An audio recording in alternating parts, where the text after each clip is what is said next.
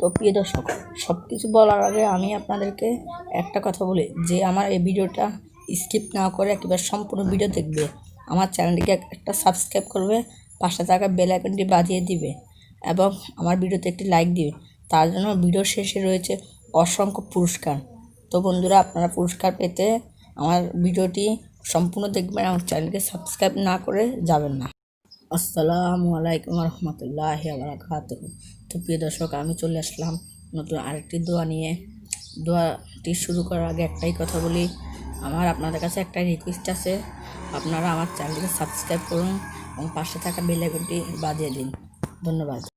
তো প্রিয় দর্শক, আমি আজকে যে দোয়াটি নিয়ে কথা বলবো, দোয়াটি নিয়ে নবী করিম সাল্লাল্লাহু আলাইহি ওয়াসাল্লাম ফরমান দিয়ে বলেছেন, যে ব্যক্তি উক্ত দোয়াটি সকাল বিকাল 3 বার করে পড়বে, সকালে 3 বার এবং বিকালে 3 বার পড়বে, তার জন্য জান্নাত ওয়াজিব হয়ে যাবে এবং কিয়ামতের দিন আল্লাহ তাআলা তার উপর রাজি থাকবেন, তাকে জান্নাতে পাঠাবেন। তো প্রিয় দর্শক, দোয়াটি হচ্ছে রাদিতু বিল্লাহি রাব্বা ওয়াবিল ইসলামি দিনওয়া ওয়াবি মুহাম্মদিন সাল্লাল্লাহু আলাইহি ওয়াসাল্লাম নাবি ওয়া রাসূল। তো প্রিয় দর্শক, এই দোয়াটি আপনারা সকালে এবং বিকালে 3 বার করে পাঠ করবেন। আল্লাহ তাআলা আপনাদের উপর রাজি থেকে কিয়ামতের দিন আপনাদেরকে জান্নাতে পৌঁছে দেবে। তো আজকের মতো আমার দোয়াটি এখানেই শেষ।